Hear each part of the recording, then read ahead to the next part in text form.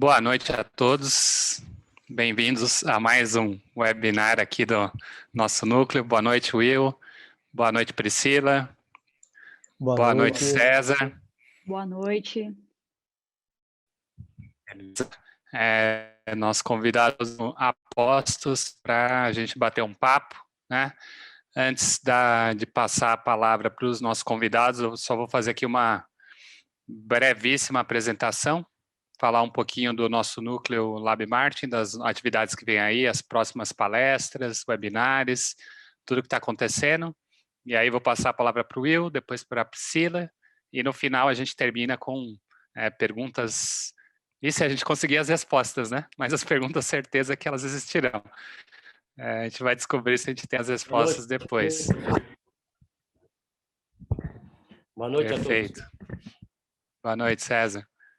Então, meu nome é André, sou professor do Departamento de Administração da FEA, tenho trabalhado aí na coordenação da graduação, também como vice-coordenador aqui do LabMartin da FIA, e é nesse contexto que eu tenho aí trabalhado com o Martin já há 20 anos, né, com muita animação e empolgação.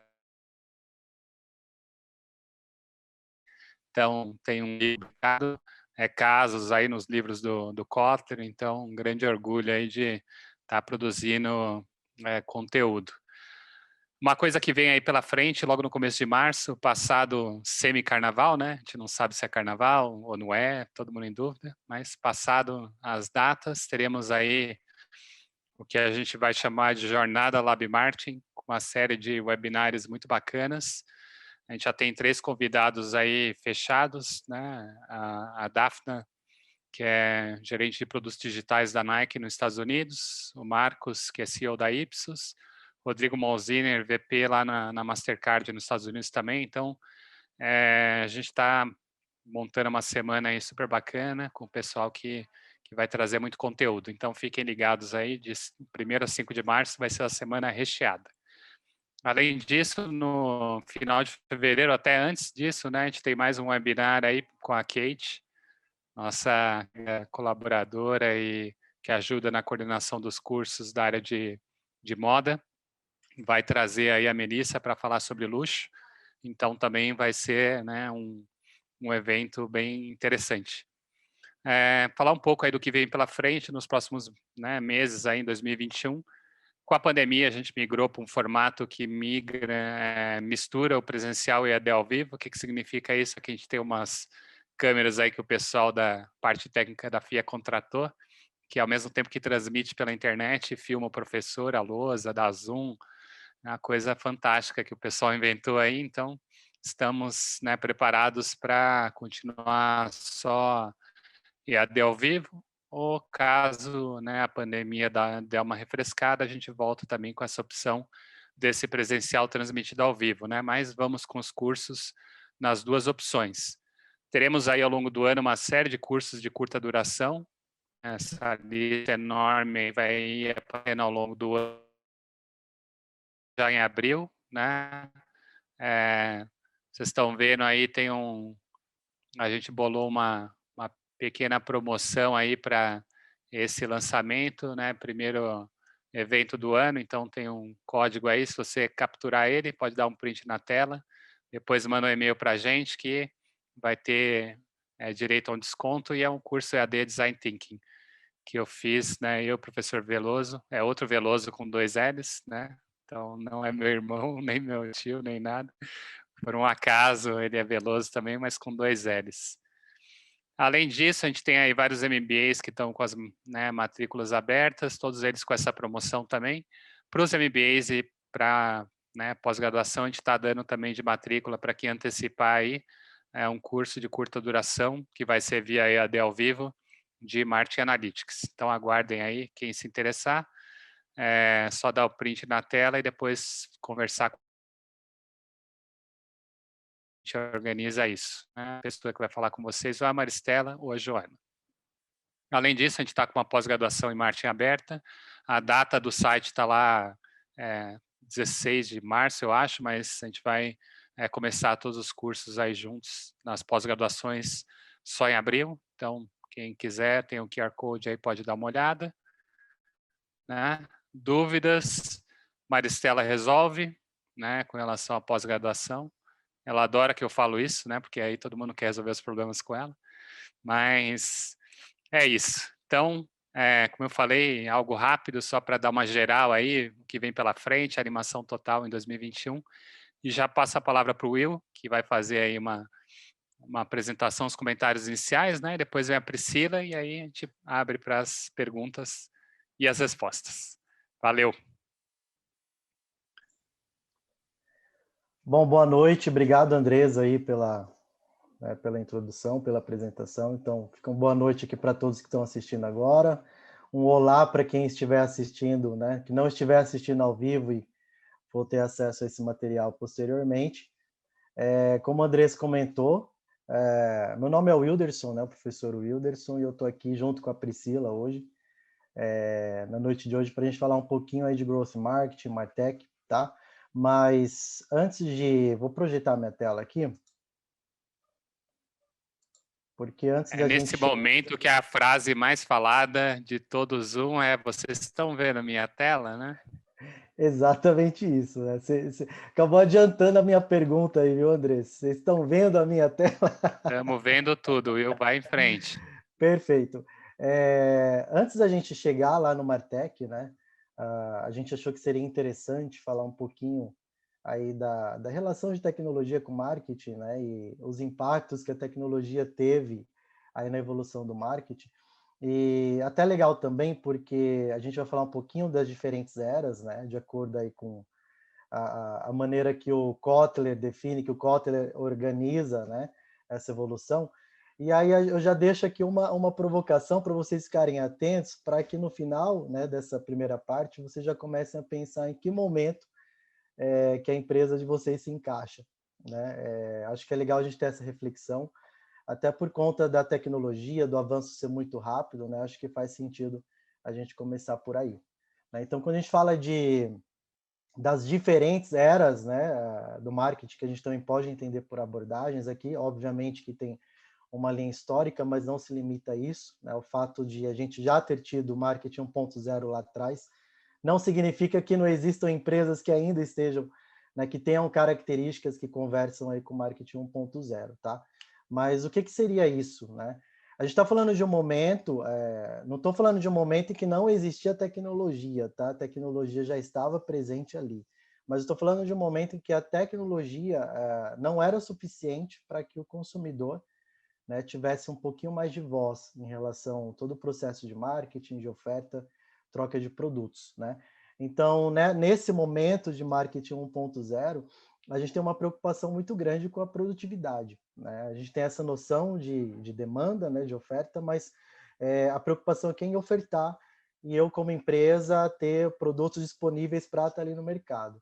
Então, partia-se de um pressuposto que o mercado estava ali, né, que existiam os consumidores, e eu precisava aí correr com a minha produção, fazer o possível para que eu tivesse lá oferecendo meus produtos, tá? Esse é o momento do marketing 1.0, com pouca tecnologia dando espaço para consumidores e o consumidor com uma quase que inexistente, né? Uma participação aí um pouco mais secundária em relação à proatividade, enfim, a questão também de ser ouvido, né? O consumidor ele entra na equação ali no marketing 2.0. Né? Então, é um momento que as empresas, né, as organizações começam a perceber que tem uma variável a mais ali, não é só a questão da eficiência delas em relação à produtividade, mas que também tem ali alguma coisa relacionada aos consumidores que impactam os negócios. Né? Então, eles começam a olhar para essas características.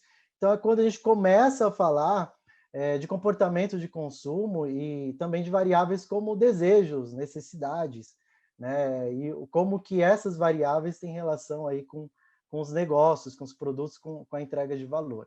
Né? É nesse momento aí de marketing 2.0 que começa, né, a acontecer uma conversa de dois lados, porque até então a gente tinha uma conversa unilateral, né? Era da empresa para o público e agora já tem uma resposta ali. Né? A gente já tem uma tecnologia dando acesso a isso, então a gente vê que a tecnologia, mais uma vez com seus avanços, ela tem um impacto bastante significativo no marketing, mas também ainda não o suficiente para que as estratégias de marketing elas se adequem, melhorem e até mesmo corresponda mais àquilo que os consumidores queriam, né, naquele momento. Então, a gente deixa aí, a gente parte desse marketing 2.0 e a gente entra nesse marketing 3.0. Aí eu estou falando de um momento, né, que eu não só olho para a questão da necessidade, para a questão dos desejos do consumidor, né, mas eu começo a olhar também para as outras características que fazem parte desse consumidor. Entendo a importância disso. Lá no marketing 2.0, né, o consumidor começa a ganhar relevância. Né? Então, eu entendo que quando eu vou lá naquela equação de lucro, né, a equação ela deixa de ser receita menos custos e passa-se a olhar um pouquinho mais de profundidade para a variável receita, né? Entender a questão de segmentação, entender que diferentes grupos eles podem pagar por valores diferentes ao mesmo produto, né? Então, aqui do marketing 2.0 para o marketing 3.0, nasce essa necessidade de olhar, então, com mais profundidade para quem é esse consumidor. Né? Então, também tenho aqui tecnologia e já o mundo digital, né, ganhando força, que dá espaço para que o consumidor manifeste, né, essas outras características que até então não eram contempladas. Então, estou falando aqui de toda a bagagem do indivíduo. Né? Estou falando das suas crenças, dos valores, da forma que esse indivíduo enxerga a vida, enfim, de toda a trajetória que ele tem, das preferências, do estilo de vida. Então, as empresas começam também, aí, por meio da tecnologia, a assistir, né, a atender esses consumidores de alguma forma. Só que aqui, nesse momento de marketing 3.0, apesar de que a tecnologia já tinha se avançado bastante, a gente ainda não tinha muita acessibilidade a muitas outras tecnologias. Né? Então, a gente analisa dados, a gente olha o que a gente tem de registro, mas a gente não tem acessibilidade, por N questões, como de custos, por exemplo, para fazer a melhor curadoria ou a melhor análise de todos esses dados que são gerados. Né? A gente tem preocupação aí mais sociais, mais ambientais, a gente tem consumidores exigentes, a gente tem isso registrado, né? Mas nem sempre a gente tem aquela infraestrutura ou estrutura, até mesmo interna, para poder usar esses dados e fazer uma leitura boa desses dados e conseguir dar uma resposta ali à altura do que o consumidor está exigindo. Né? Então, quando a gente vai para o marketing 4.0, a gente já tem essa digitalização muito mais evidente e a gente começa a ter mais espaço. Né? As organizações começam a ter mais espaço para fazer uma análise, para fazer o cruzamento de todos os dados gerados. Então, a gente começa a falar de Big Data aqui, né, no 4.0, e também como que a gente como empresa, consegue usar isso para melhorar a nossa entrega de valor. Então, quando a gente fala de produto, né, aqui até mesmo por conta da digitalização, das redes sociais, da presença muito forte, né, dos indivíduos em todos esses meios e mídias, quando a gente fala de produto, a gente fala de um processo de cocriação. Né? Então, o produto ele é cocriado. Ele não é simplesmente criado ali pela empresa e ofertado, mas tem a participação do consumidor também nesse processo produtivo, né, com seus respectivos feedbacks. Quando eu falo de comunicação, ela passa a ser mais pareada. Né? Ela deixa de ser aquela coisa de cima para baixo, de empresa para o consumidor, e ela passa a ser de igual para igual. Né? Quando eu falo de distribuição, né, eu já estou olhando para as comunidades digitais. Né? E a minha marca ela precisa estar ali. Onde o consumidor está, onde o usuário está, a minha marca ela precisa estar ali. E quando eu falo de precificação, eu deixo de olhar para os modelos mais tradicionais, né, relacionados a custo, todo, enfim, não vou entrar aqui com profundidade, mas eu começo a olhar também para a questão de reputação. Né? Então, você, seu restaurante ali, no TripAdvisor, ou até mesmo no iFood, quantas estrelinhas, né, que ele tem, qual é o ranking, qual a nota. Então, a gente começa a olhar para fatores como esse, entender também o processo de entrega de valor pautado nessas outras variações, né, de precificação e formas de eu entender como que eu posso comunicar, entregar o valor que eu estou oferecendo ali. Tá? Então, estou falando de um marketing 4.0, muito mais tecnológico, né, digitalizado, onde eu começo a repensar, né, não que eu vou redefinir meus 4Ps, mas eu começo a repensar a forma que eu trabalho esses 4Ps de marketing, e a gente começa a pensar, poxa, realmente, né, essa evolução ela só acontece a partir da evolução na tecnologia. É óbvio, né, que a gente tem outros fatores impactando todo esse processo, mas o foco é que hoje a gente, né, exaltar um pouco essa questão tecnológica. Então, eu trouxe aqui, listei alguns pontos que já fazem parte da nossa realidade, mas que se a gente parar para pensar, num passado não tão distante, não era tão real assim, né? Era uma coisa muito do futuro, que a gente às vezes ficava imaginando como que era, às vezes tinha uma projeção em algum filme, mas a gente não tinha acesso a isso, né? Então a gente fala de internet móvel, a gente fala de digitalização, do quanto que os consumidores, né, nós como indivíduos, nós deixamos de ser local e passamos a ser global, né, ou locais, como costumam dizer. Eu tenho a questão da automação, de processos sendo automatizados, e eu estou falando não só da indústria, mas estou falando também de serviços, como serviços hospitalares, até mesmo, né, toda a minha parte analítica de Big Data automatizada. Quando eu falo de internet das coisas, eu falo de tecnologia se conversando o tempo inteiro, né, de armazenamento em nuvem. Ao mesmo tempo que eu penso em armazenamento em nuvem, eu penso no custo disso, né? Isso me demanda uma outra coisa. Já que eu gasto dinheiro, eu tenho um custo para manter um dado ali armazenado, eu preciso usar esse dado. Eu preciso usar esses dados de maneira estratégica. Então, acaba cobrando, né, outras coisas ali para que eu trabalhe isso, né? Robótica, impressão 3D, enfim. Vários desses pontos, entre muitos outros, são presentes, a gente tem na nossa realidade e levanta discussões de N aspectos, né? De conflito ético, de proteção de dados e muitas outras coisas, e que o consumidor, por conta da tecnologia, ele tem espaço para trazer isso em evidência, para discutir e para cobrar, inclusive, uma postura das empresas. E a gente tem a proposta, né, de marketing 5.0, que reúne tudo isso e já entende que o mundo ele é inteiramente digitalizado, né? O mundo é inteiramente virtual. Estou sendo generalista, mas é uma forma de entender, né? Então a gente pauta o quê? A gente pauta que eu não tenho só preocupação, eu como empresa não tenho só preocupação com o meu cliente, com o meu usuário, né? Mas eu tenho que me preocupar com o ecossistema inteiro, com todos os stakeholders e ter uma noção de que eu preciso manter um relacionamento muito responsável, né, em todos os aspectos com todos esses stakeholders. Né, eu falo de metodologias ágeis, né, a gente está num mundo cada vez mais VUCA, cada vez mais dinâmico, então a gente pensa em frameworks, em modelos, de como, né, o processo de produção, como eu comentei anteriormente, já está diferente aqui. Então eu não preciso esperar produzir um produto para entregar. Né, esse processo, essa produção é em processo, e eu vou colhendo feedbacks, né, de tempo em tempo aí com o meu consumidor, com o meu usuário, para que eu sempre entregue versões melhoradas. Né? E aí a gente tem a noção de que o consumidor não necessariamente é o usuário, e eu foco nessa questão de quem está usando ali o meu serviço, quem está usando o bem que eu estou ofertando, né? E a gente só entende isso por conta da tecnologia. E aí fica, né, aquela reflexão que eu brinquei no começo, né? Apesar de a gente estar acompanhando uma evolução histórica, fica a pergunta, né? Você como empresa, ou a empresa que você representa, ela se enquadra em qual dessas abordagens? Né? Porque, assim, o tempo não para, a tecnologia não para, a gente está brincando aqui, falando de alguns aspectos que amanhã já ficaram para ontem, amanhã a gente já tem inovações, já tem muita coisa diferente, a gente precisa estar ali, porque cada vez mais que essa tecnologia ela ganha força, ela também dá força para o consumidor. E a gente precisa, a gente aprende em marketing, né, que a gente sempre tem que estar ali muito alinhado com quem está comprando nosso produto e com todas as possibilidades, né, desse consumidor potencial, enfim, usuário. Né? Então fica essa reflexão para vocês. E uma outra, né, uma outra provocação. É fácil, né? É fácil a gente adequar os nossos negócios, né, a nossa realidade empresarial, da nossa organização para todas essas mudanças, né? E aí essa provocação eu deixo aí, né, para passar a minha palavra para a Priscila, que vai trazer uma estratégia de marketing bastante atual, né, que é o Growth Marketing, e falar um pouco também dessa questão de marketing tecnologia e quais as barreiras disso tudo. Né? Porque a gente sabe, poxa, é muito bonito a gente ver numa linha histórica que a tecnologia ajuda, mas ali na hora de pôr a mão na massa, né, na prática, a gente sabe que tem N variáveis no meio do caminho, e a ideia hoje é a gente discutir um pouco mais esse assunto aí com a Priscila. Então, vou fechar aqui. Deixei meu LinkedIn para quem quiser ter acesso. Vou fechar meu compartilhamento para abrir para a Priscila. Obrigado, gente.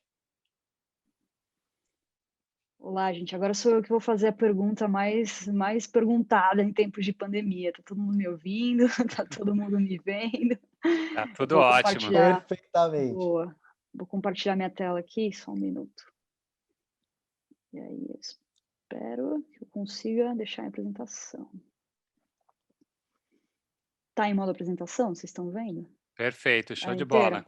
Boa, legal, gente. Então, Boa noite para quem está assistindo agora, bom dia, boa tarde ou boa noite para quem vai assistir depois. É muito legal estar aqui, poder discutir desses assuntos com vocês e com vocês que estão aí também, né, na vanguarda, entendendo tudo isso, coisas que eu adoro. Eu vou só dar um background aqui meu, rápido, para vocês saberem um pouco quem está falando para vocês. Eu sou publicitária de formação, tenho MBA em gestão de projetos.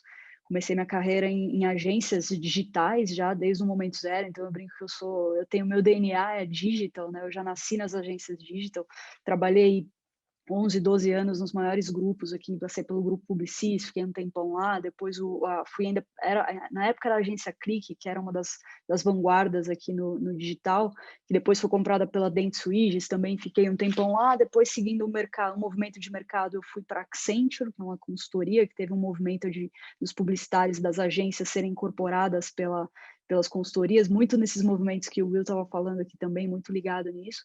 Fui dirigir um estúdio de design de experiência lá chamado Fiord, que é um estúdio sueco que a Accenture comprou e tem no mundo todo e tem aqui no Brasil também.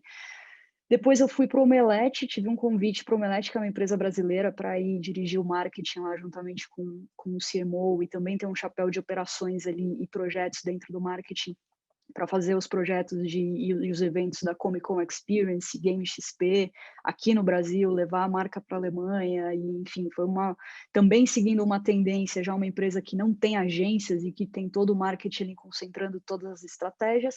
Eu estava muito bem lá, obrigada, e aí eu recebi um convite do Itaú para ir ajudá-los a criar a área de Martech lá dentro do marketing, nesse ambiente de growth marketing. E aí eu falei, cara, imagina, eu não tenho, nunca pensei em trabalhar em bancão, nada a ver, que isso, não é para mim. Mas eu sou meio doida e comecei a entender um pouco o desafio e comecei a ver o que era e comecei a ver que de fato é uma empresa grande e séria que não está na transformação digital só na teoria, está de fato na prática. Eu falei, cara, isso aqui é muito legal e tô lá 1 ano e pouquinho ajudando a construir, a conceber essa área. Então, falar de growth marketing, falar de Martech é um universo gigantesco. Eu trouxe aqui um back to the basics para a gente setar um pouco aqui, né, o que eu falo quando eu estou falando de growth e quando eu estou falando de Martech.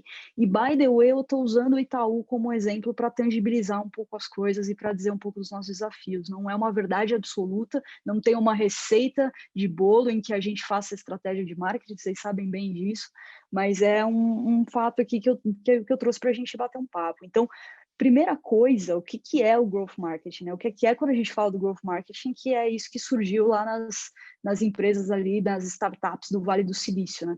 Então, a gente está falando aqui basicamente de três conceitos, né? De marketing, de dados e de tecnologia. Basicamente, a gente combina essas 3 habilidades nessas 3 áreas para fazer o quê? Para identificar a necessidade, para criar hipótese de solução, para executar experimento, para avaliar resultado. Em outras palavras, para testar rápido e aprender rápido. Então, uma forma bacana, e tem um gráfico que traz tudo isso aqui que eu gosto muito, e que ele já é, vocês talvez já devem até ter visto, mas quando a gente pensa nesses 3 pilares, então aqui eu estou falando o quê? De marketing, né? Marketing e psicologia está muito aqui no lado do consumidor, do comportamento do consumidor e de tudo mais. Eu tenho uma outra esfera que é de dados, né? Dados e experimentos. Então, eu falei de marketing, falei de dados, e a terceira que é tecnologia, ferramentas e automação. Quando a gente começa a combinar essas coisas, a gente começa a ter intersecções muito interessantes, né? Então, quando a gente combina, por exemplo, marketing com dados, eu vou para uma startup, para um modelo de negócio, que é o famoso metodologia Lean, que é tudo muito mais enxuto, que é tudo muito mais, eu já tenho os dados, eu já sei o que precisa ser feito, eu não preciso criar uma operação gigantesca, eu sou muito mais cirúrgica. Um pouco do que o Will estava falando também ali, do modelo Agile, metodologia, tá muito conectado aqui, quando a gente traz essas 2 esferas juntos. Quando eu trago, por exemplo, marketing e automação e tecnologia, eu estou falando aqui do technical marketing, que é ali o começo da história do que é o Martech. Eu vou falar um pouquinho de Martech, que é onde está mais aqui nesse sentido, mas eu vou deixar ele um pouquinho mais claro, mas a gente está falando disso aqui, de basicamente usar a tecnologia para resolver conflitos ou problemas ou estratégias de marketing. E quando eu olho para tecnologia e para dados, aqui eu estou falando de performance na veia, aqui eu estou falando de aumentar as minhas taxas de conversão, otimizar todos os meus resultados de mídia, ou seja, usar a tecnologia combinada com dados também para me dar o melhor resultado nas campanhas e naquilo que eu estou fazendo. E lá no meio disso tudo, quando a gente consegue combinar essas três coisas, é disso aqui que a gente está falando no Growth Marketing. Então, ele junta todas essas esferas em subesferas e aquilo que está ali no meio, que está no cerne de todas essas questões, é o Growth Marketing. Se você quiser fazer um exercício para ver onde a sua empresa, onde a empresa que você representa está, olha para isso aqui e vê, puxa vida, na esfera de marketing, eu estou mais para a borda ou eu estou mais para o meio? Né? Em tecnologia, eu estou mais para o lado ou eu estou mais na direção do Growth Marketing? Você pode ir construindo esses pontos e você vai ver a escala de maturidade que eventualmente a operação de marketing, a operação da tua empresa tá, quando a gente fala em Growth Marketing, tá?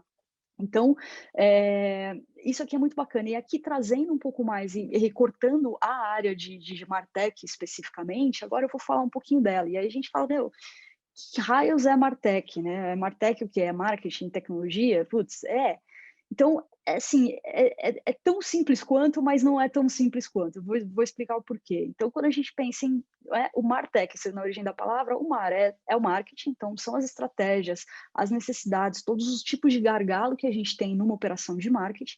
E o tech, sim, da tecnologia, de ferramentas, de criar frameworks, de criar coisas, né, de usar a tecnologia para resolver isso. Você fala, putz, Pri, tá bom, então a minha área de marketing da minha empresa tá trazendo uma nova ferramenta de CMS, por exemplo, para gerir o conteúdo do meu site. É uma área de Martech? Não necessariamente, não necessariamente. Martech ele é um mindset também. Martech é diferente de a gente usar a tecnologia para resolver um problema. O Martech ele traz a tecnologia para a estratégia. Ele traz a tecnologia para antes, para o momento zero, para pensar como a tecnologia pode ajudar naquela estratégia e não pura e simplesmente a resolver um problema. Ele está muito antes, né?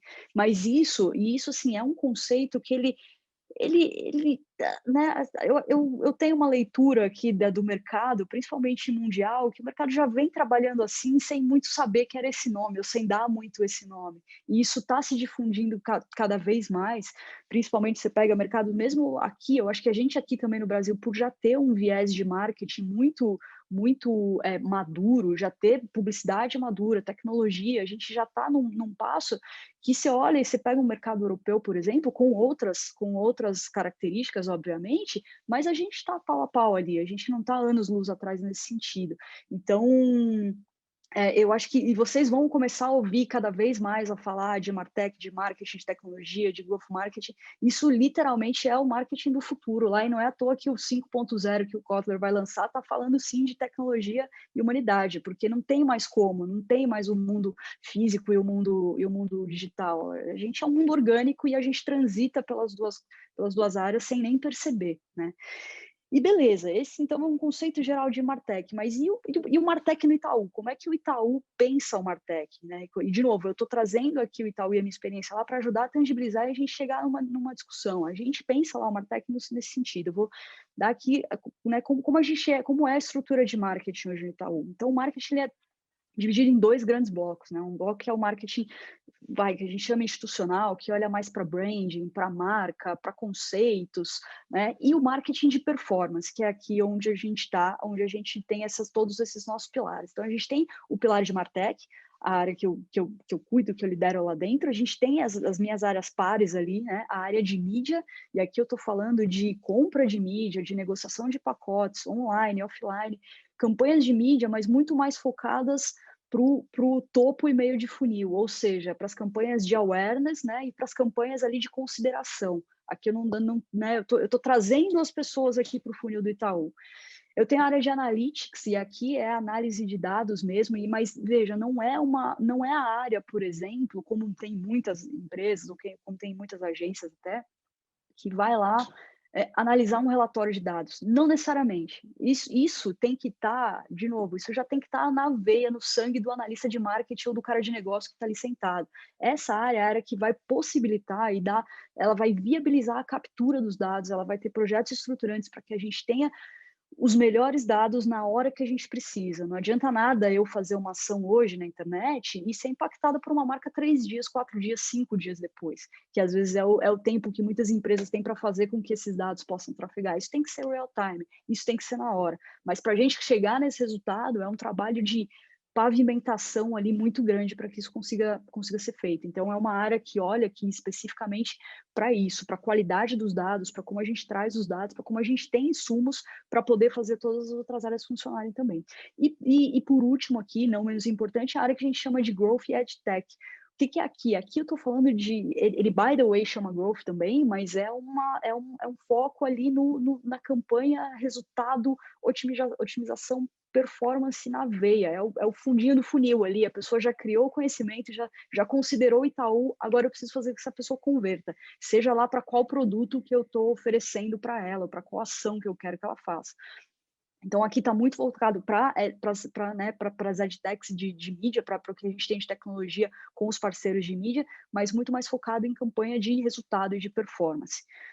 Tudo isso junto, a gente tem o nosso movimento, tudo isso junto é o growth marketing para o Itaú. Então, não é uma receita de bolo, em todas as empresas não vão ser assim. Mas aqui a gente entende que esses são os principais pilares em que a gente precisa e que para a gente ter esse mindset e ter a estrutura para a gente atuar no growth marketing e estar cada vez mais no centro ali daquela mandala. Tá?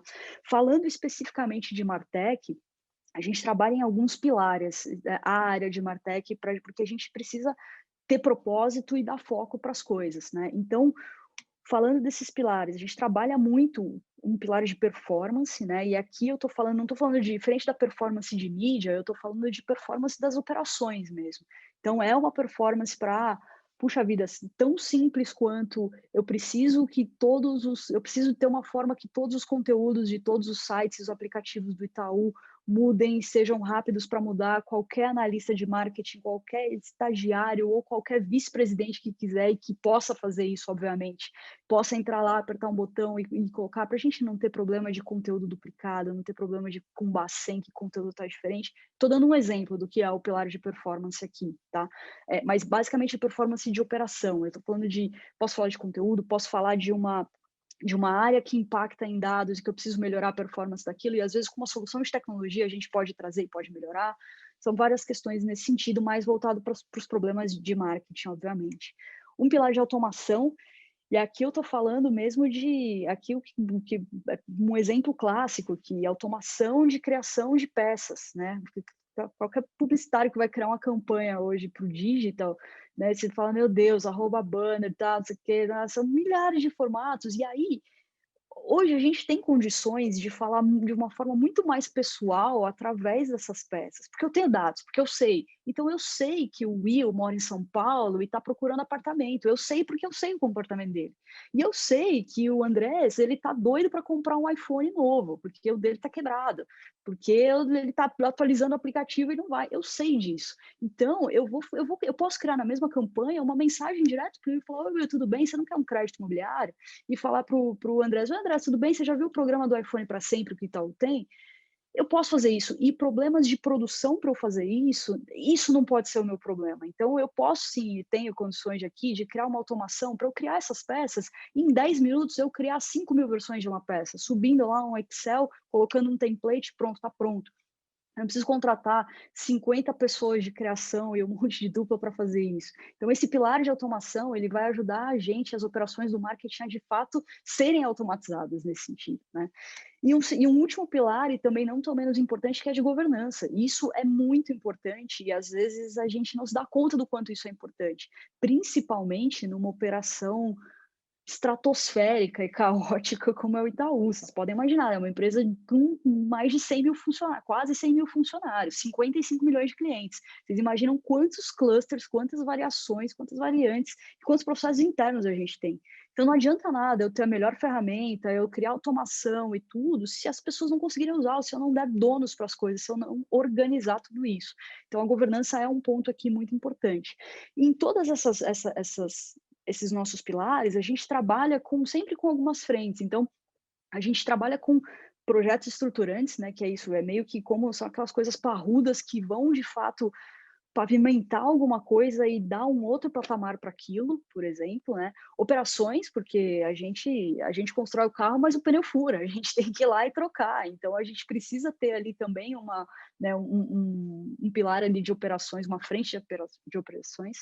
Test and earn, não está escrito errado, eu não comi um L aqui, a gente já fala, e não é a gente Itaú, o mercado, o artigos, fala daqui, a gente já fala em test and earn, porque o learn, que é o aprender, ele já está implícito, é o teste e o ganho, o que eu ganho com aquele teste, o que o meu time ganha com aquele teste, o que o produto, o que o Itaú, no caso, mas o que a operação ganha com aquele teste que está sendo feito, seja ela informação, seja ela novos insights, novos caminhos ou o que não fazer. Então, isso também é um pilar muito importante que cada vez mais a gente está aqui, principalmente em Martech, criando estruturas para que tudo que a gente faça, por exemplo, ou as coisas que a gente elege como prioritária, a gente faça vezes 2, vezes 3, que é para a gente poder testar, teste A, B, C e por aí vai. Lembra lá no começo, growth marketing, errar rápido, testar rápido, ter condições.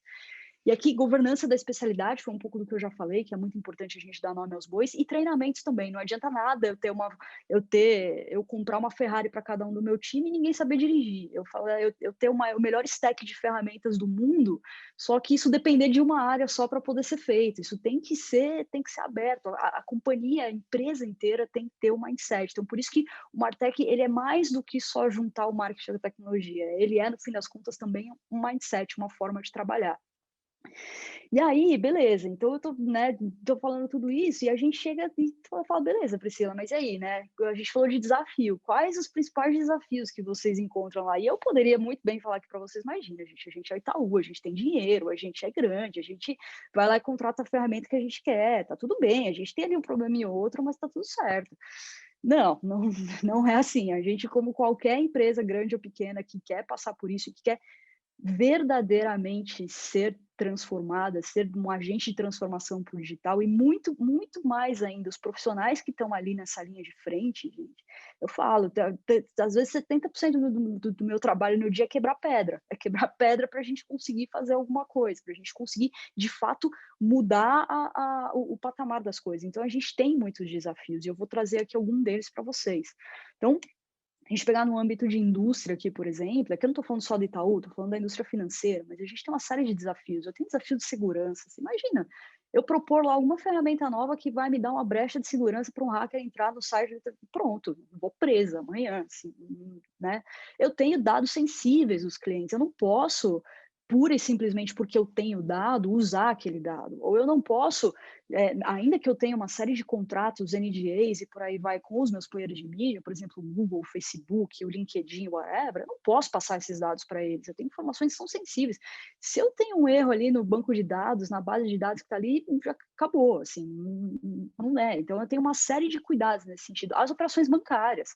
Tá aí o Pix que não deixa a gente mentir, né? A galera fazendo transferência de 1 centavo para mandar, já virou um Tinder. Você fala, como que alguém não pensou nisso? Então, é errar rápido e aprender rápido, temos que fazer. Uma série de regulamentos, Bacen, enfim, uma série de coisas que elas são próprias da indústria. E eu tô colocando aqui para vocês pensarem também nas indústrias que as empresas que vocês estão, que eu tenho certeza que tem uma série dessas coisas também. Quando a gente vai para um âmbito, por exemplo, de estrutura, a gente tem esse desafio de time capacitado, de ter estrutura correta, de elencar as prioridades no banco.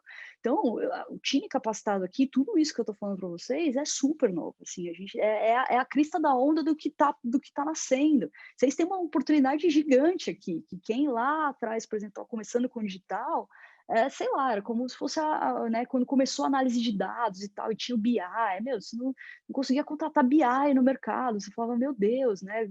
Por quê? Não tem ninguém. É a mesma coisa eu querer falar amanhã, eu quero contratar alguém para o meu time, eu quero ele uma pessoa com 5 anos de experiência em Martech. Não tem. Ou 5 anos de experiência em Growth Marketing. Não tem. Então, isso ele é um desafio, ele é também uma oportunidade do quê? Da gente moldar as coisas da forma como a gente acredita também. E de quem está ali nessa parte do mercado, de estar mesmo na crista da onda, de olhar para isso e falar, cara, eu também tenho que mudar a minha cabeça aqui. a gente tem uma série, por exemplo, de fatores externos, a LGPD, a Lei de Proteção de Dados, que está aqui, está batendo na porta aqui já em agosto, a gente já está, no caso, já vem trabalhando preparado nisso, mas tem muitas empresas que não estão, que estão se ligando agora que é isso, que vai ter uma série de bloqueios e tal. E esse aqui, por exemplo, é um ponto que a gente, comparado com a Europa, a gente está 10 anos atrás. Lá, fora Europa, Estados Unidos, a maturidade na lei de proteção de dados já é muito maior.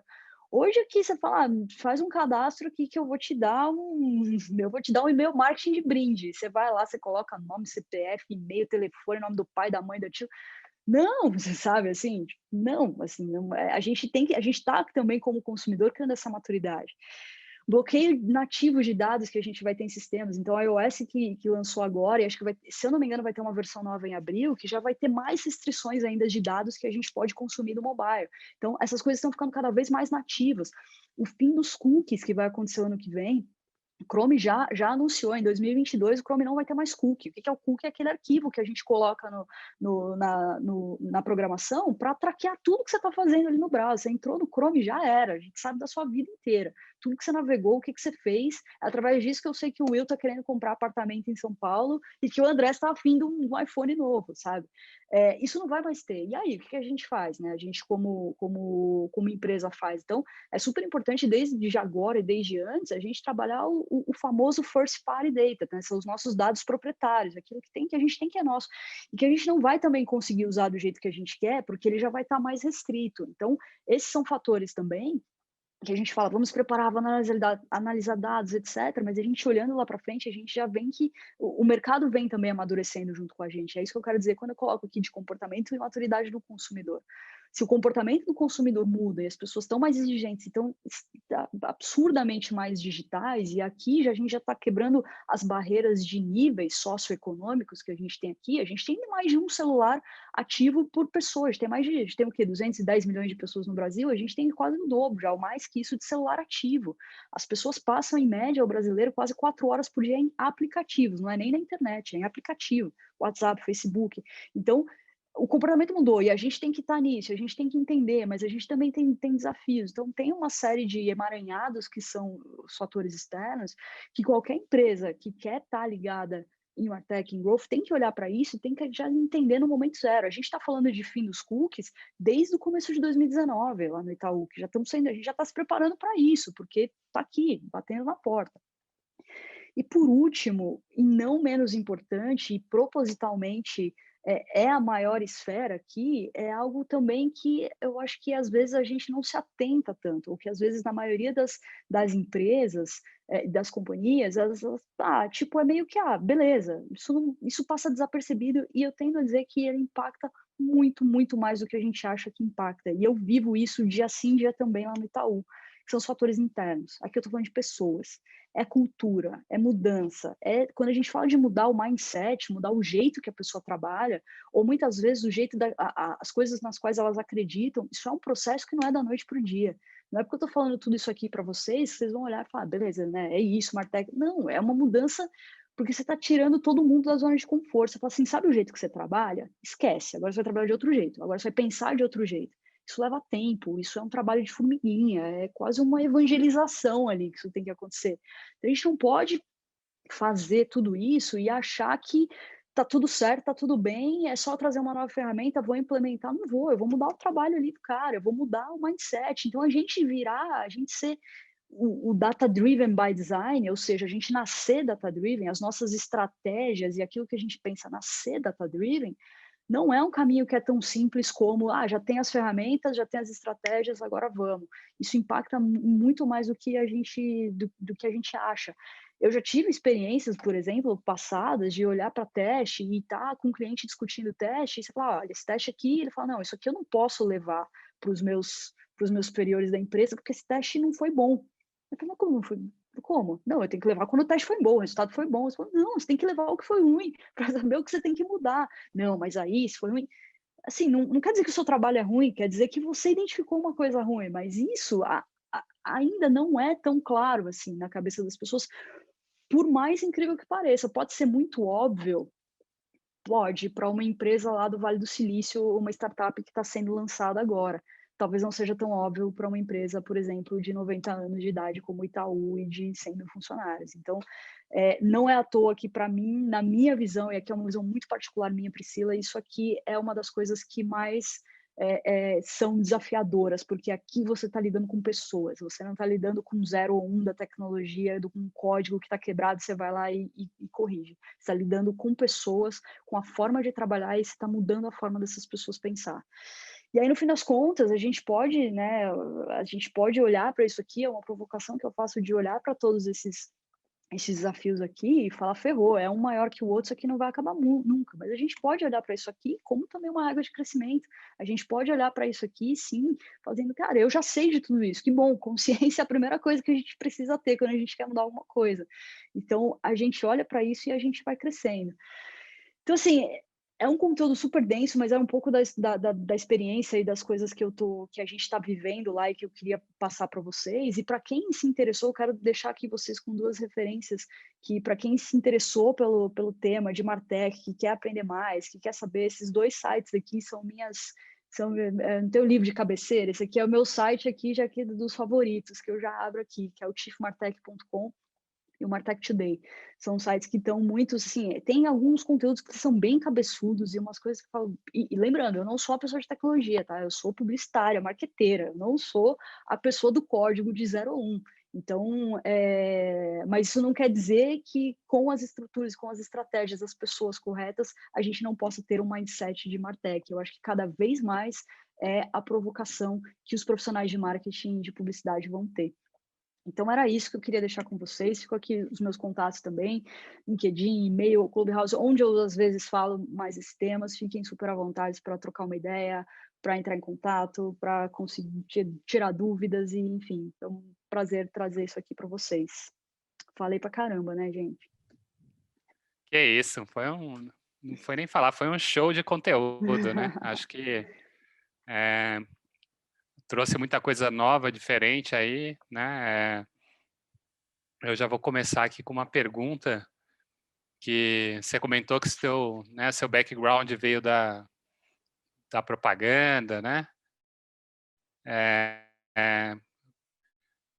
Como é que você tem habilidade para trabalhar com esse conteúdo? E quanto tempo você gasta estudando por dia para ficar atenta nas coisas?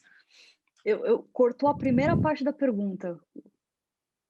Eu estava perguntando, pensando na sua origem, né, de formação, Uhum. como é que você foi se adaptando para conseguir trabalhar com esse conteúdo?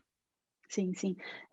Assim, é aquilo, como eu comecei também já, sempre fui do digital, né, eu já comecei nas agências digital, e fiz muito offline também, mas assim, eu gosto muito do ambiente digital e de tudo que isso proporciona, e eu amo publicidade e marketing, então, foi um caminho natural, e eu acho que até pelo caminho do mercado e de amadurecimento também, né, isso tudo que eu tô falando aqui, de growth marketing e tal, está hoje nas empresas, ou está começando a nascer nas empresas, amanhã vai estar na agência, amanhã vai estar por aí. Então, eu lembro quando eu me formei, eu só tinha uma certeza na vida, que eu queria trabalhar em agência, ponto. E era a agência que eu queria trabalhar. E partir para esse lado, e para a carreira, né, para a agência digital, e para começar por isso, foi um caminho natural, assim. Então, é o DNA digital junto com as estratégias de marketing, junto com as campanhas, junto com a publicidade. E quanto tempo eu passo estudando, eu acho que bem menos do que eu gostaria, mas mas assim, como a gente está falando, como de novo, não tem uma receita de bolo, e todos os nossos desafios ou as coisas que a gente precisa trazer, elas são muito novas, acaba que você vai trabalhando e estudando ao mesmo tempo, né? Você tá ali, eu tenho, óbvio, as minhas rotinas, eu acordo de manhã, eu tenho ali o meu tempo de foco logo cedo, que eu vou, dou uma passada, vejo uma outra coisa, às vezes não consigo ver na hora, pingo ali para ver no final de semana, porque para mim é legal, e para mim é algo que eu topo ver no meu final de semana ou quando eu não estou trabalhando, mas acho que tem muita coisa também que ela é feita e que ela é vista enquanto a gente está trabalhando ali, enquanto a gente está pensando na estratégia. E eu acho que curar muito bem o conteúdo do qual eu consumo, acho que isso é importante, faz a gente também, sabe, tá nos lugares certos e não perder tempo com milhares de informações que ficam bombardeando a gente em todo que é lugar. Com certeza. Wilson? Não, é que eu estava pensando aqui em elaborar pergunta, mas eu vi que mandaram aqui na sessão de perguntas, né? Como que a área de recursos humanos pode ajudar a formar profissionais com essa mentalidade Martech, né? Como que você enxergaria isso? Apesar de que você falou que não existe receita, né, por ser uma área tão nova assim, mas como que você enxergaria se fosse Eu uma acho que operação? eu acho assim, e é engraçado porque é o tipo de sempre de discussão que a gente encaminha quando, por exemplo, a gente tem que, né, a gente vai trazer alguém para o time, ou a gente está pensando nesses perfis e tal. E pensa que eu cheguei lá também para ajudar a desenhar uma área. Eu tive que trazer pessoas, eu tive que entender se as pessoas de lá eram as pessoas certas ou não. Mas, de novo, primeiro eu preciso saber certa para quê, né? Para que área? Qual que é o propósito? O que eu estou fazendo aqui? Então, é por isso que isso é muito importante. E aí, do ponto de vista de formação, assim, das pessoas, o que eu sempre... Mas aqui também é uma visão muito, né, muito particular minha. Eu sempre acho que o técnico e a teoria, quem tá afim, quem quer, vai lá e aprende, sabe? Às vezes eu acho que a gente ter os soft skills, as pessoas com a questão de conseguir se adaptar, de conseguir, cara, hoje trabalhar de um jeito e às vezes trabalhar em um projeto que ela vai colocar no ar e falar, cara, não é isso, agora já mudou tudo. Isso não é tão simples e tão corriqueiro assim quanto parece. Conseguir conectar as pontas, sabe? Eu sou um perfil, assim, apesar de ser super especialista nesse sentido, mas eu tenho uma veia generalista também. Então, eu estou olhando para tudo, né? Eu tenho MBA em gestão de projetos não por acaso, porque eu entrei em agência digital e eu gostava de olhar para tudo. E projetos era aquela disciplina que você está em contato com tudo ali. Então, de novo, é, a gente não tem hoje uma formação ali by the book, mas se a empresa sabe aquilo que ela precisa e aquilo que ela está fazendo, é meio caminho andado para ela achar um profissional que vai se integrar ali, sabe? Vou dar um exemplo, eu tinha uma vaga no Itaú, uma posição para liderar ali uma área dentro de Martech, que precisava ser uma pessoa que adorasse processos e que conseguisse estudar e tá olhando para as melhores ferramentas de que nascem todo dia. Eu falo que ferramenta de Martech é tipo Gremlin, você joga água, popa 1000 por dia. Eu preciso de uma pessoa que, cara, que ela queira saber estudar, ela queira estudar, ela goste de processos, é porque ela vai fazer isso. Tá bom, tudo bem, eu não tô pedindo uma pessoa com experiência em 5 anos de Martech. Eu sei o que aquela pessoa precisa fazer, e aí você vai atrás das habilidades, o que eu acho muito mais fácil. Entendi, legal. Obrigado pela resposta. A gente tem bastante perguntas aqui. Enquanto você está olhando, aí eu vou fazer uma pergunta aqui, vou atravessar o Will, desculpa. Mas você falou do banco, né, que tem 50 e tantos milhões de clientes. E imagino que quando você vai incorporando tecnologia naquilo que você está oferecendo para os seus clientes, você vai criando um produto que às vezes ele é mais exigente do ponto de vista de quanto que o consumidor tem que entender de tecnologia para poder acessar, né? E quando você fala de 50 milhões, você acaba caindo numa parcela da população que talvez não tenha tanto acesso a recursos, né? Então, como é que vocês lidam com essas questões? Isso é um ponto super, super importante, né, do ponto de vista de experiência do consumidor. Uhum. E eu diria até que foi um dos pontos que agora essa pandemia também veio para abrir os nossos olhos ali para isso, porque poxa, você tem, principalmente aqui, as pessoas, né, os grupos de risco, como é que você vai falar para um senhor de 60, 70 anos ir na agência que ele está acostumado a ir todo dia para fazer aquilo? Não, e ele não precisa ir, ele pode fazer no aplicativo, né? Como é que ele faz isso? Então, o Itaú tem também, a gente tem, acho que são duas coisas, né? Do ponto de vista de experiência, ela sim é pensada e a gente tem alguns mecanismos e algumas funcionalidades ali especificamente para esse público, e a gente fez testes e várias coisas, então a experiência é pensada também para ele. Se a pessoa não tem nos aplicativos, a gente tem um botão de pânico, a gente vai ter um botão de pânico, a pessoa não sei o que fazer, aperta o botão do pânico que alguém vai falar com você, e tá tudo certo. Boa. E você não vai perder o seu dinheiro porque você está aqui. Tem chat, então eu acho que a gente pensar do ponto de vista disso e dar condições para as pessoas para que a experiência seja a melhor possível, mesmo para aquelas pessoas que não estão acostumadas digitalmente a fazer tudo isso. E você pega e é muito legal você ver que eu acho que, né, todo mundo tá falando, nossa, mas a pandemia foi o que mais acelerou a transformação digital. E eu acho que talvez para algumas pessoas também, sabe? Assim, ver minha mãe e meu pai fazendo Pix, você fala, poxa, que legal, né? E assim, caramba, eles não fariam isso talvez se não tivesse na pandemia aqui, porque é mais fácil, não precisa ir na agência. Então, temos esse cuidado. A gente tem até uma campanha muito famosa que a gente trouxe de volta agora na pandemia com as vovoglers, que são duas vovozinhas mesmo, literalmente duas senhoras assim, mais de idade, que para falar especificamente com esse público. E filmes de TV, e filmes que estão lá no intervalo da novela, para falar com esse público, olha, você não precisa ir na agência, você pode fazer isso. Então, eu acho que é experiência e comunicação especificamente para esse pessoal. Muito bem. Will, com você aí, cadê as perguntas? Eita, tô aqui, ó, matutando para poder ir selecionando. Mas tem uma aqui assim, bastante contextualizada, que é pedindo recomendação. O que você recomendaria de ferramentas, estratégias de Martech para uma empresa de tecnologia B2B? Né? Ela até fala, curiosamente, a empresa está no segmento de tecnologia para banco digital. Né? O que você recomendaria para esse caso? Olha, é muito difícil falar o que ferramenta, o que eu recomendaria, sem ter um diagnóstico muito claro do que é, ou de qual momento a empresa está, ou de qual o principal desafio que a empresa está. Então, eu começaria respondendo essa pergunta, né, com outra pergunta, dizendo qual é o principal desafio. Ah, pode ter 50, mas quais são as maiores dores agora, sabe? Olhar e fazer um raio-x mesmo, do ponto de vista de estrutura, do que a empresa tem hoje, de quais são as maiores dores, elencar aquilo, e aí, de novo, a ferramenta é a última ponta, mas é aquilo, não é pensar a tecnologia para trazer uma ferramenta, é pensar a tecnologia no momento zero, que é inverter a pergunta, como a tecnologia pode pode me ajudar nessas duas. Então, eu diria que a primeira coisa é ter um raio-x claro do que é, porque a ferramenta no final, ela pode ser, você pode ter uma dor que é, não consigo atualizar meu site, e as pessoas entram no site e precisam ter as informações atualizadas. Tudo bem, pluga um CMS aqui e que esteja de acordo com a sua empresa, tá tudo certo. Outra dor pode ser, eu preciso fazer campanha e não consigo fazer campanha, minha agência é muito cara, preciso deixar isso mais barato. Tá bom, temos outro caminho.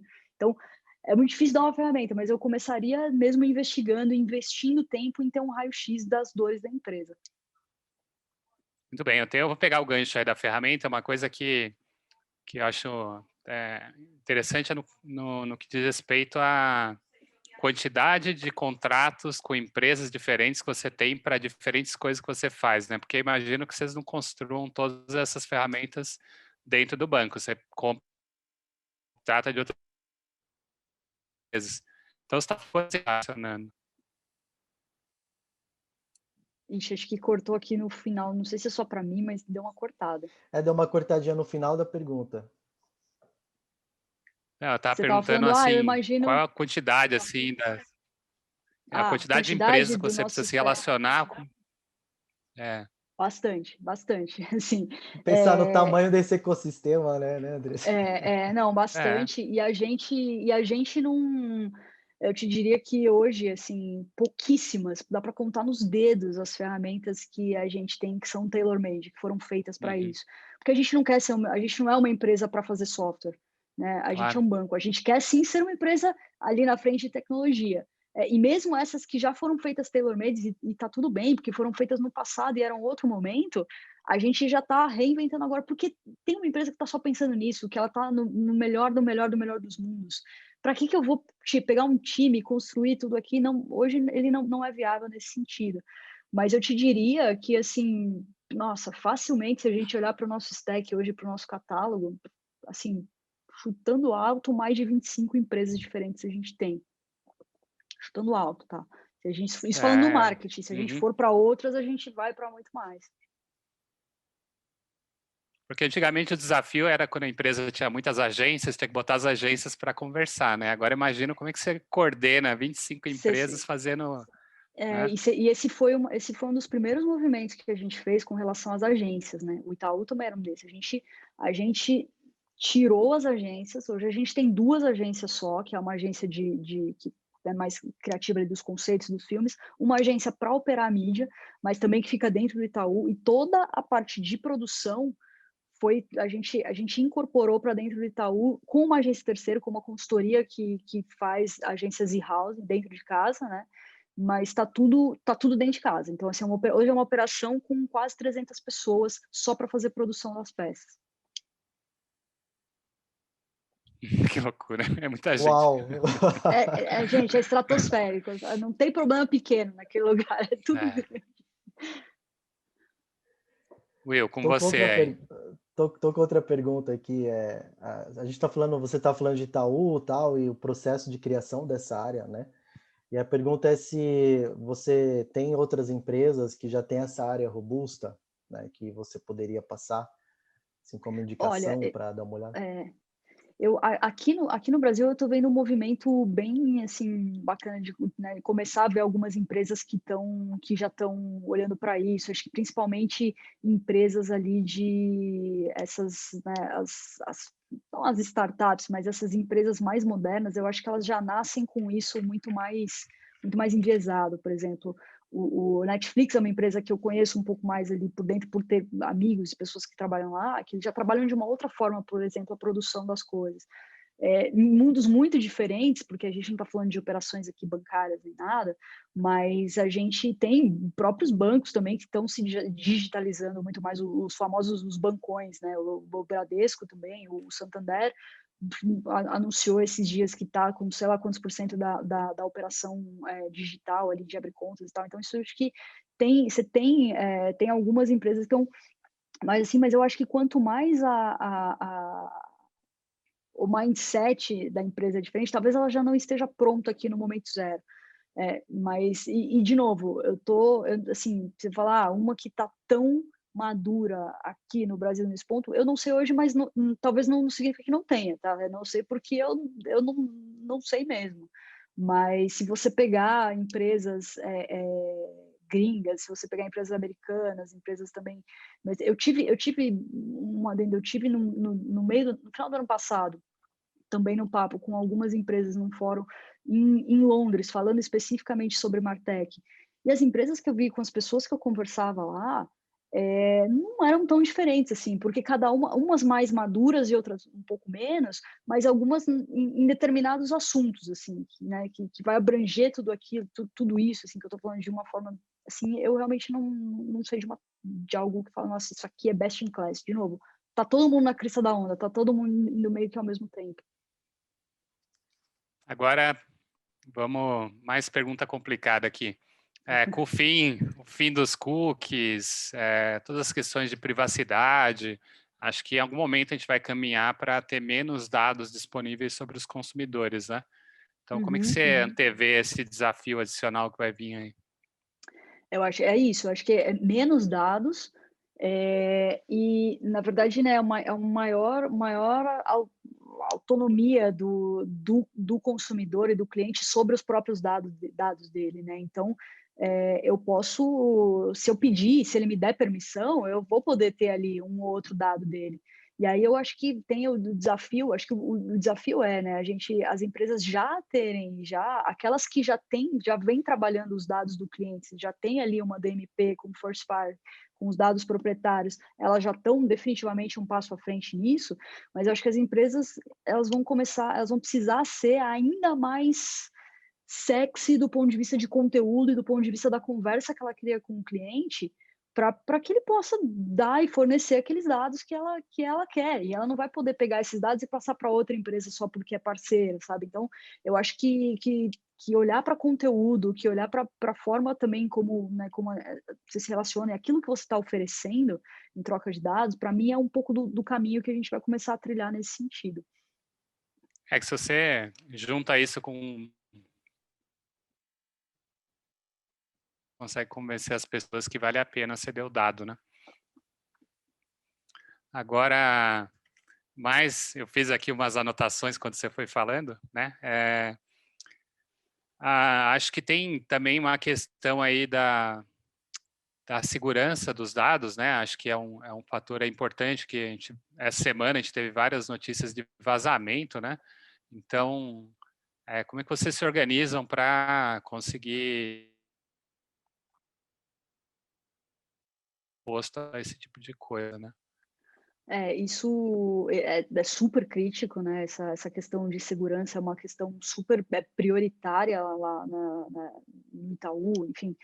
E a gente tem áreas e áreas e sub-áreas só para tratar de segurança ali da informação e de todas as operações bancárias e de tudo isso.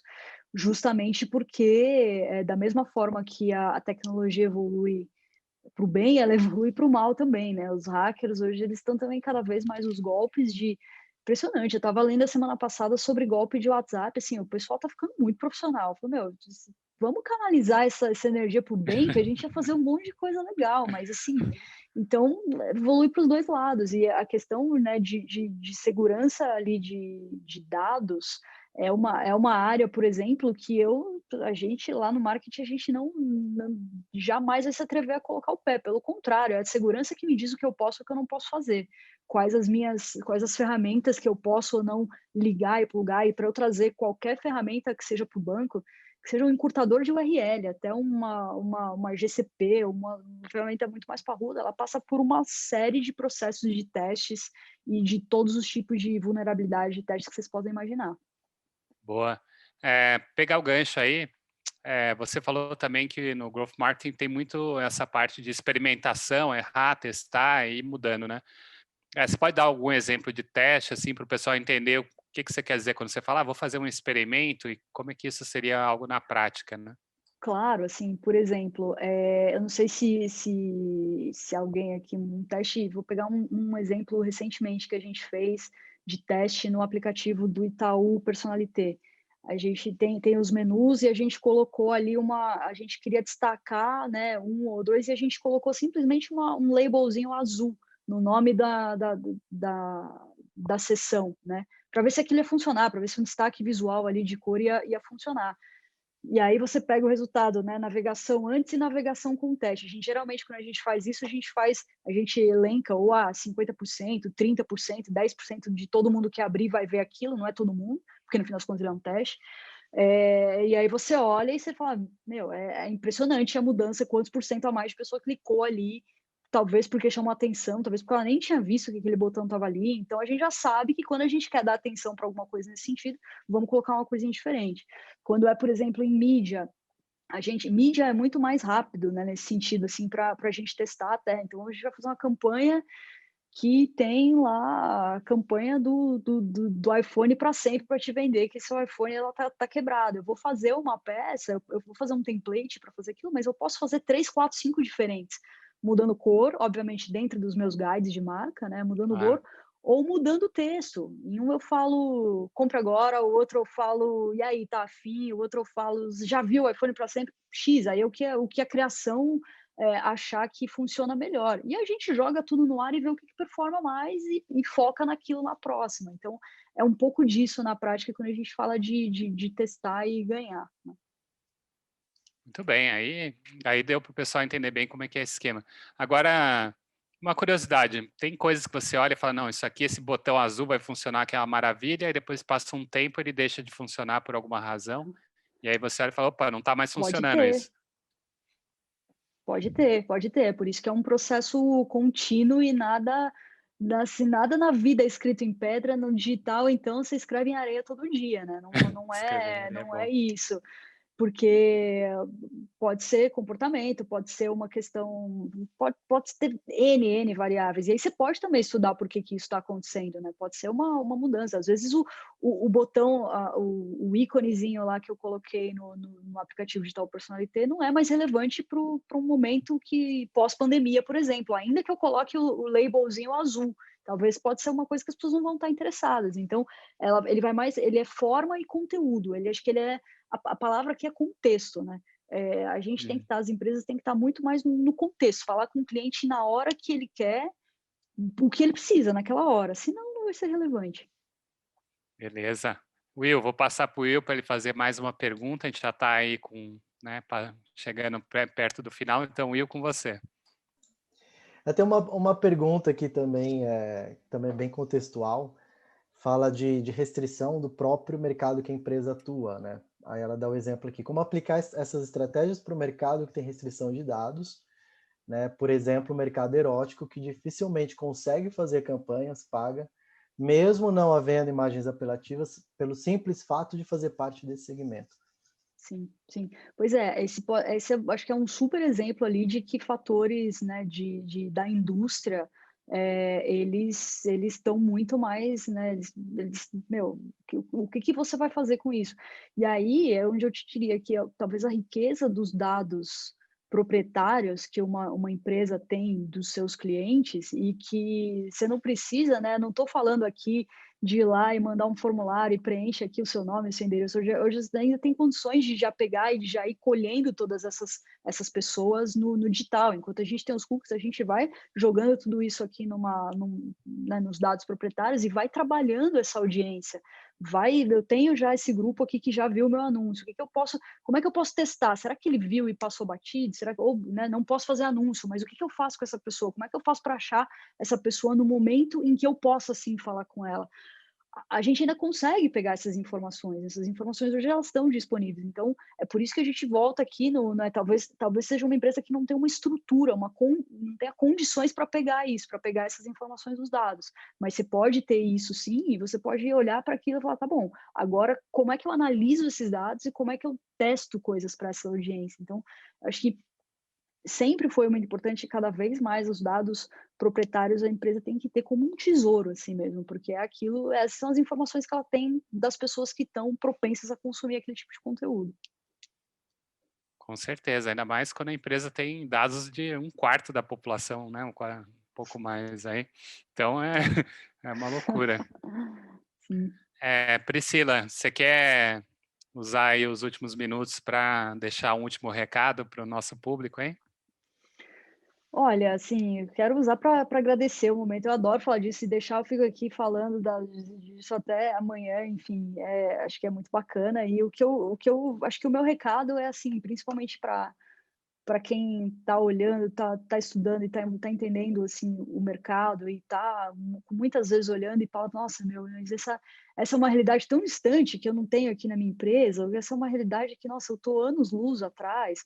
Não se conforme com isso, no sentido de, então beleza, então é isso, vou lá, eu vou fazer. Talvez você não consiga mudar ali a realidade da tua empresa, mas você treinando a sua cabeça e treinando o seu conhecimento para você estar também ali, talvez não operando numa empresa ou de um jeito que está na crista da onda, mas para você saber isso, com certeza, com né, a bagagem técnica e a bagagem teórica e de todas as estratégias e as coisas de marketing, o mercado vai precisar de você. Então, sabe, por mais desconexo que possa parecer, não acho que isso está tão longe, porque o conhecimento tá aqui na internet. Você saindo daqui, você pode pegar várias coisas. Então, é o que eu diria. E para quem curte também essa área, às vezes a pessoa pode olhar e falar, isso aqui não tem nada a ver. Eu sou uma pessoa de marketing, eu sou uma pessoa de criação, e eu sou uma pessoa de conceito, de brand, de experiência, e tá tudo bem também, né? Mas tenha em mente, independente